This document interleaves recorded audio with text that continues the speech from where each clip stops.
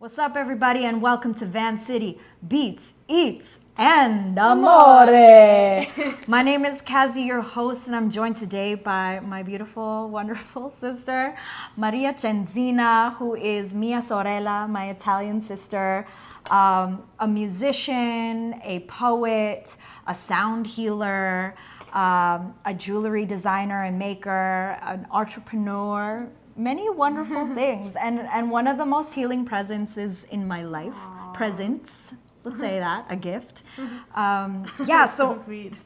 Thanks. Every time I go into this woman's house, she is literally always nourishing me, feeding me Italian food. I can't not do this, girl. Like, it's just okay. It's needed. Yeah. And I get it. Like, you have to be expressive with your hands. You have to. Yeah. I've always said that if I was not Filipino and I was not born Filipino, I would have loved to be Italian because of our shared values in food, in family, and just celebration and connection. Mm-hmm. So today I asked Maria if she would come and be a guest, that we could talk about her many creative and artistic pursuits, as well as make one of her family recipes. So we're making arancini, which in Italian means orange. Kind of looks orange, but do not be deceived. It is carbs and it is protein, baby. Yeah, Maria, can you tell us more about what arancini is and what we're gonna do? Yeah. How are we going to come to this desired effect and final outcome? Yeah. So these I grew up having on the table all my life. They were always a part of the, big family dinners. Either my nonna would make them or my mom would make them. And then I had a really fun adventure when I went to Italy this year with my mom in the south, and I got to see and taste the way that they make them there. So what you see here is a combination of what I grew up with my entire life and inspired by what I experienced when I was on my travels, which is the stuffed arancini. They've got bolognese and mozzarella inside. Amazing. So what are the ingredients and how did you prepare the rice and the sauce? Yeah. So we start with the arborio rice, which is the Italian sticky rice. You're going to want to boil that just till it's al dente, and you put some, salt and a little bit of garlic in there so it has some flavor. And then once it's cooked, you want to let the steam out so that it doesn't, so it's not too hot, so it cools off a little bit, because you're going to crack an egg and put some cheese in there. But you don't want the egg to instantly scramble upon contact of the rice. Mm-hmm. You want the rice to be cool enough that the egg stays raw, and you mix it all in. And so the egg and the cheese combination is going to help make it really, really sticky. But then you want to put a dish towel over it and put it in the fridge for 2 hours to overnight, ideally, so that the rice can get really, really sticky. So after it's been cooled for over 2 hours, you can take it out. I made a bolognese last night for us, again from scratch. And so we're going to put together the rice with a bit of mozzarella. Stuff it with mozzarella. And then the sauce inside. And then we, deep fry them so that they're nice and crispy on the outside and gooey and cheesy and melty on the inside. Yum. Okay, so what do we do first? Okay, so first we're going to chop up the cheese. So we're going to cube it. Okay, no need for the grater. No need for the grater, actually. It's just for decor. Just there, So we're going to cube it because we're going to want to stuff these. Have you always been really musical?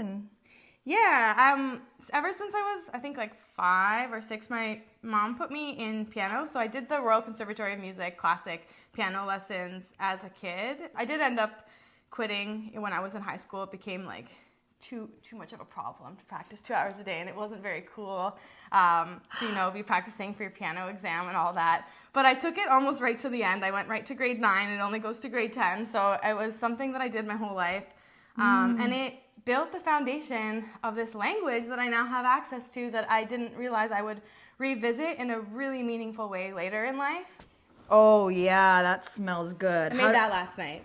Tell us how you made this. Okay, so again, starting from scratch. So we have some olive oil in the pan with some onions and garlic.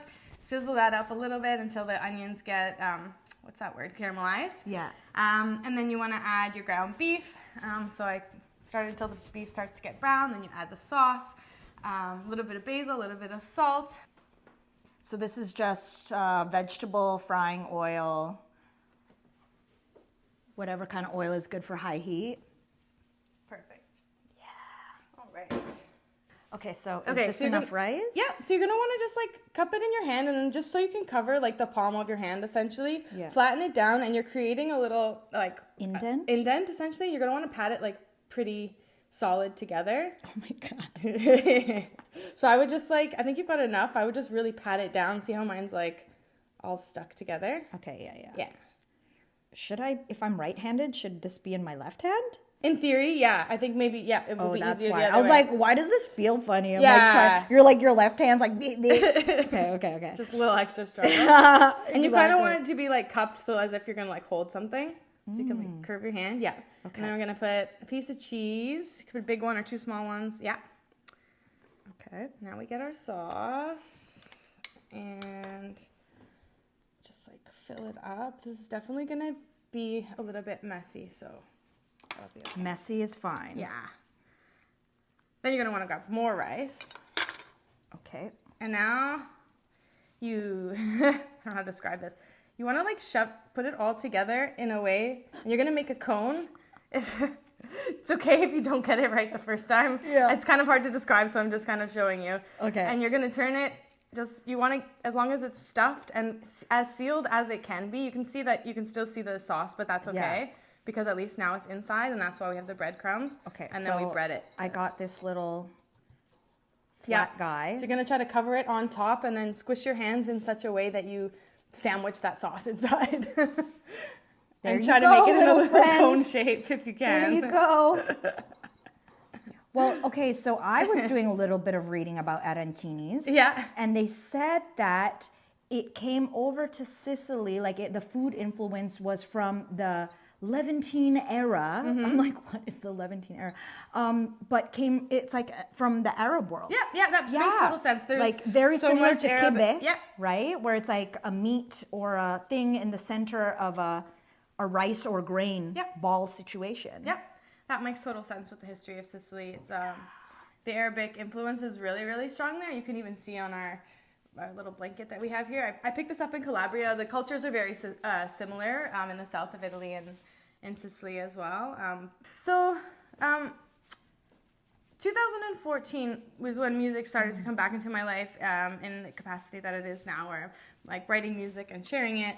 I went backpacking to New Zealand on my own to do a play therapy course for the profession that I was in at the time. I was doing one-on-one therapy with kids with autism, and play therapy was something that really interested me, so I thought I would go and study there for a bit. Cool. And it was when I was there that I actually realized like how much I needed music just in my everyday and to be a part of it. And so I bought myself a piano. I'm backpacking by myself, taking buses like from hostel to hostel. Buys herself a keyboard. Like 88 keys. Yeah, like a full-size keyboard. And it only stayed with me for I think a couple weeks because I realized how not practical that was, and I went back to the little music store, and luckily it was owned by this very kind little gentleman who was like, you know what, it wasn't supposed to be able to give you a refund, but I can see that you're traveling. What if I give you a little guitar in exchange? Oh. And I was like, okay, you know what, you have a deal. Let's do this. This guitar was like way smaller. I could throw it on my back. Yeah. And so I taught myself how to play guitar at a hostel in New Zealand just because I couldn't physically carry a piano, and so that was where guitar came into my life. The number of travelers who've done exactly that. It wasn't until 2016 when I suddenly became really, really sick. And so I had the onset of an autoimmune condition. I didn't know it was this at the time. All I knew was that I couldn't walk. I couldn't stand up long enough to brush my teeth. Like that literally just came out of nowhere. It came out of the blue. It started off as like pain in both of my legs and in like behind my knees and in my hamstrings, and I thought it was like a running injury. And so I was doing all this treatment as if it were some sort of a running injury. But then it kind of spiraled really quickly to the point where I was living in like a 300 square foot studio at the time, and I couldn't get from like my bed to the kitchen. Oh my gosh. It was, and in hindsight, you're like, all these red flags, you should have like gone to emergency sooner, but you're kind of in denial and really like not knowing what's going on and thinking like the next morning you're gonna wake up better, but you just keep not waking up better.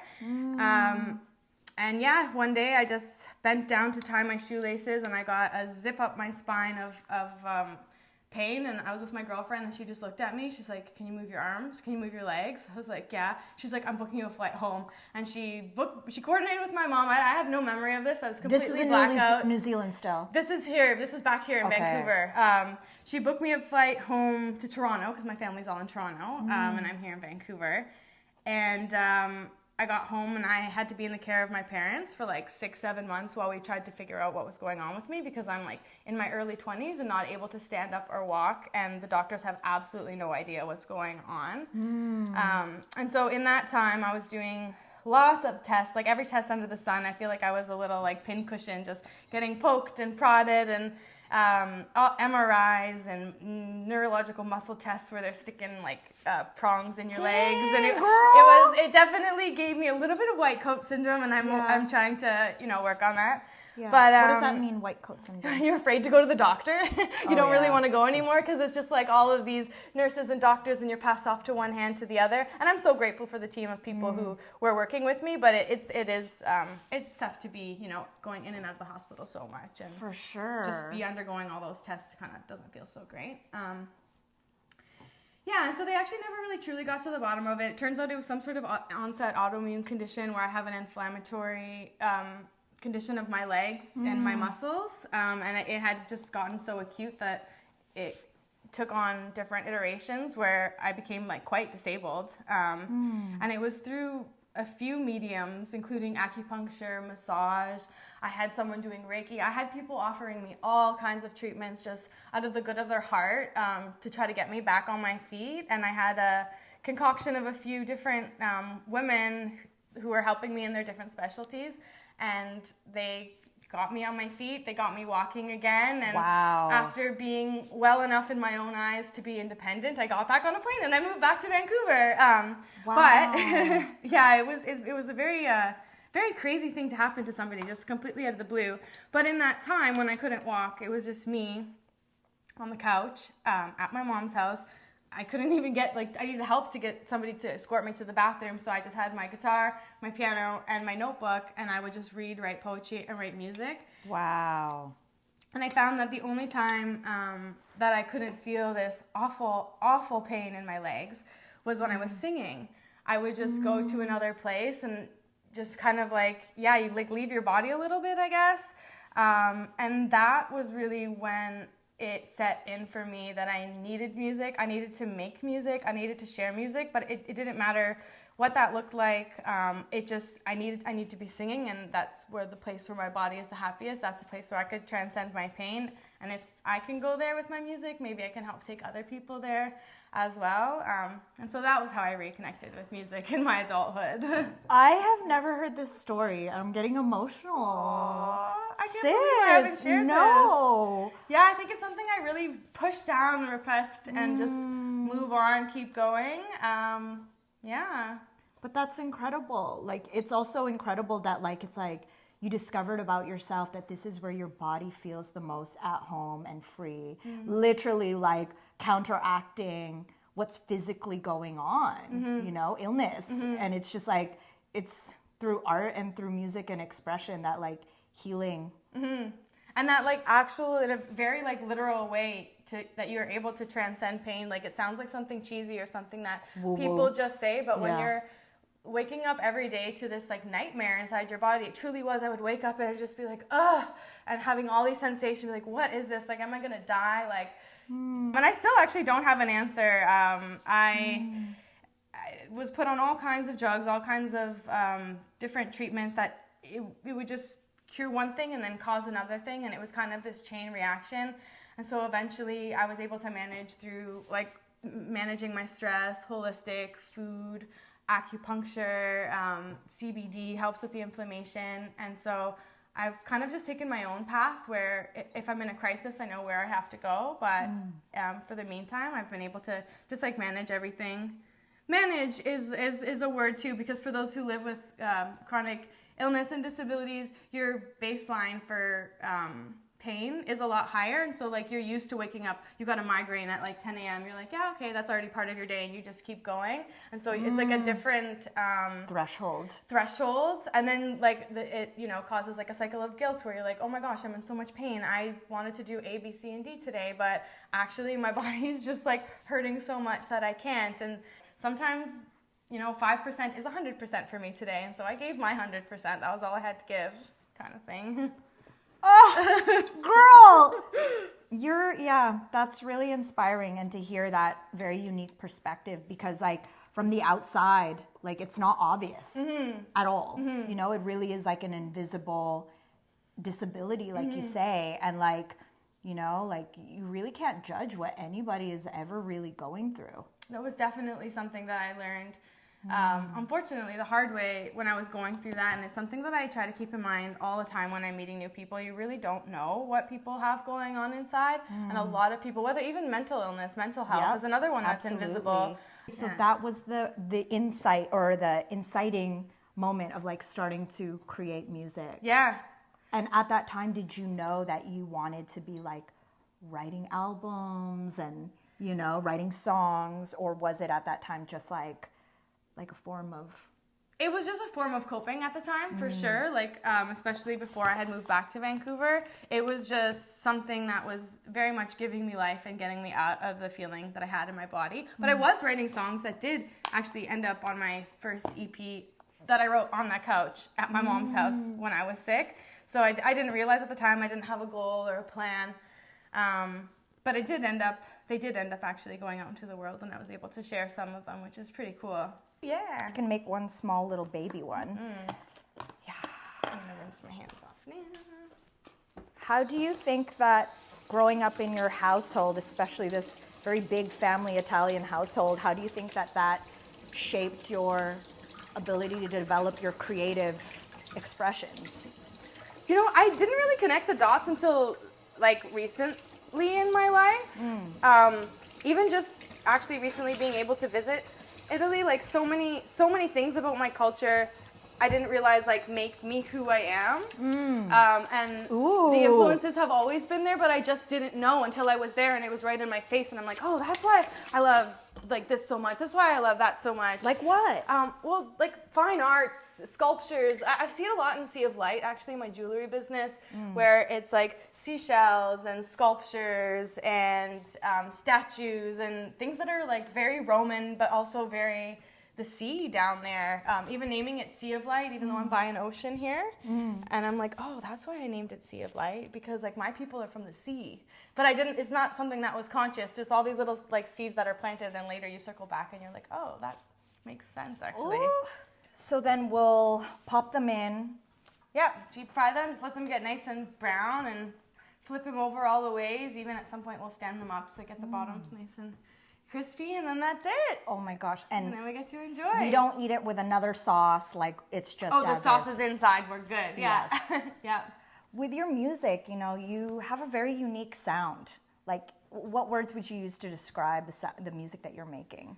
I call it alt psychedelic pop rock.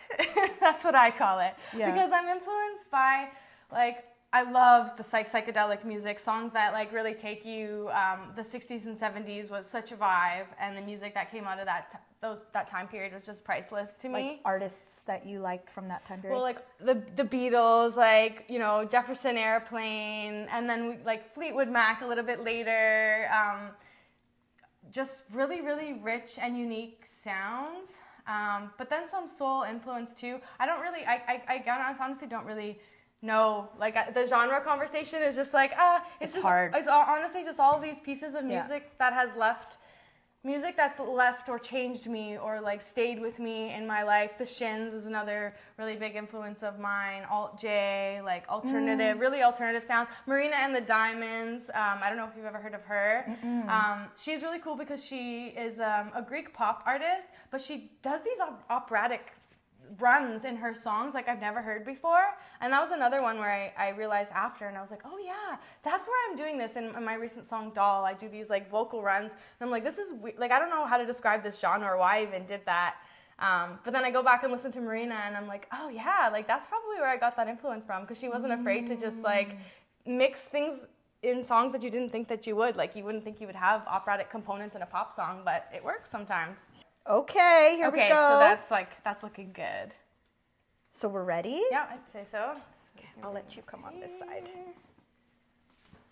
Amazing. How would you describe your process when it comes to writing a song?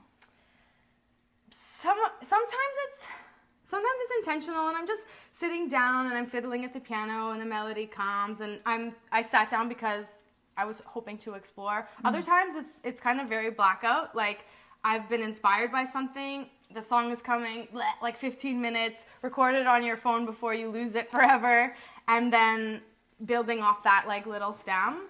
I'd say some of my favorite songs are written kind of in like that blackouty moment where you're just like so inspired that you don't really remember the process of writing the song. It just kind of like appears. And yeah, it's like one of those things where you just like hit record on your phone and hope that you have it saved somewhere. That's usually how it goes. Sidebar. I know, we want them to get nice and crispy. Okay, and do we keep the heat at this high or? Maybe a little bit lower, yeah. A little bit low. We'll go on medium. Yeah. It's like a sixth sense that I have. Yeah. Where I'm like Perfect. managing the time of cooking. Yes. How did you get into crystals? My first crystal collection ever actually started when I was a kid, but it was something that was like music where I was really into it, and then I just left it alone for a lot of years, and then it just came back, and in a way that I never would have dreamed that I would have my own jewelry business and be silversmithing, but yeah. This is some of the stuff that Maria makes. Tell us about the pieces that you're wearing right now. Yeah, so these pieces are inspired by my trip to the South and my culture. So I've got the red coral and the pearls, which you'll see a lot of like the red Mediterranean coral in Sicily and down in Calabria as well. And pearls, like the ocean jewelry. And then this one here is called cornicello, so it's like a red horn. And that's an Italian protection symbol, so similar to like the Turkish evil eye, where it's meant to like, you know, keep the evil eye away essentially. Yeah, so and then you have little pieces of sea glass too. Oh, these ones are, wait. The green? The Roman glass. And peridot, and yeah, I've got glass on here. Yeah. Peridot, I can't remember actually what's all on there. And then I have sea glass, so it's not on And this pearls. side. And pearls. Yes. And I'm just about to start a new collection with some sea glass that I collected on the beach in the south of Italy. This is one of the pieces there. So yeah, I'm just working on that right now. It's gorgeous. Thank you. I love that. We're Little just gonna, piece of the sea. you know, Carry sample. it with me. Beautiful. Thank you. Oh, what inspires your designs? I let the stones decide what they want to be. I know that might sound silly, but Not at all. I feel like they're the center stage. Like, I like to just build around the stone. If it wants to be, you know, very like elegant and not have a lot around it, then it can be that. But I also have been having a lot of fun playing with multi-stone pieces. So I'm working on some right now that look like little like mosaics or stained glass where there's multiple like sea glasses in there. But for the most part, I honestly, this is weird. I lay out all my stones and crystals, and I just let them talk to me. I let them decide. Tell me when they want to be wrapped, what they want to be turned into, and that's how it goes. We just listen. So here we're almost done. Yeah. These guys are ready. You guys, if you want to jump in, you let me know, because these guys are going to take a few minutes. Okay. But yes. yeah, that's it. I think we should sample. Yeah, let's while do it. Let's bring it over here. Ooh wee! I'm trying to remember the last time I had an arancini. Like it might have been from Bosa. Bosa's like the grocery store. Okay. You know, we'll just cover our crumbs here. Yeah. Here we go. Homemade Maria Cenzina's Familia recipe. All right, girl. Cheers. Cheers. Thank you so much. Yeah, thank you for having me.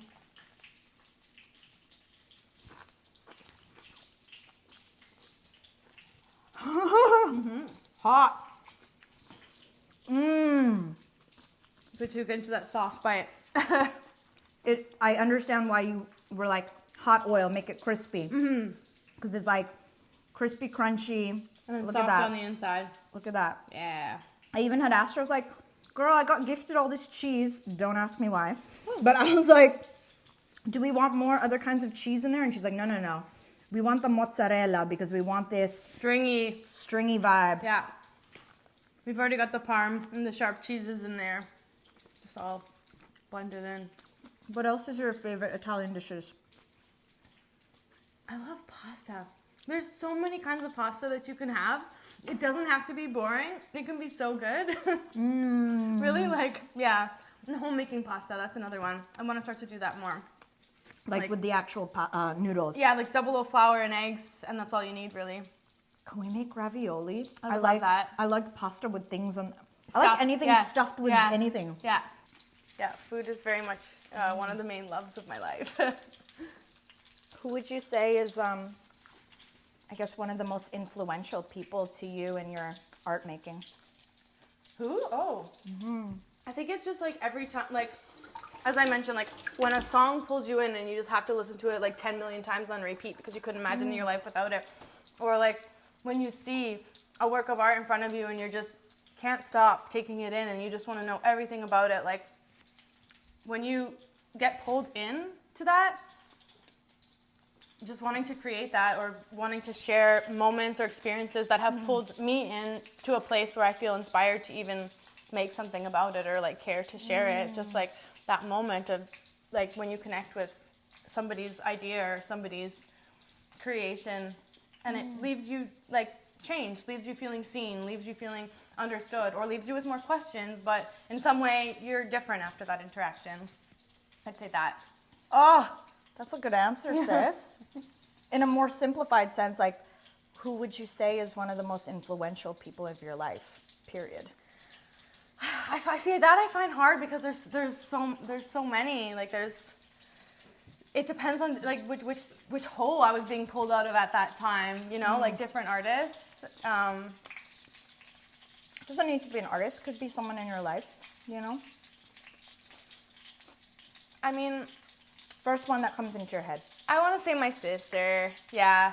Why? Just like to have a person on the planet that you just feel that you connect with and that you know and that you're safe with no matter what and you don't need words. You can just like telepathize and see one another. I think that's really special. Yeah.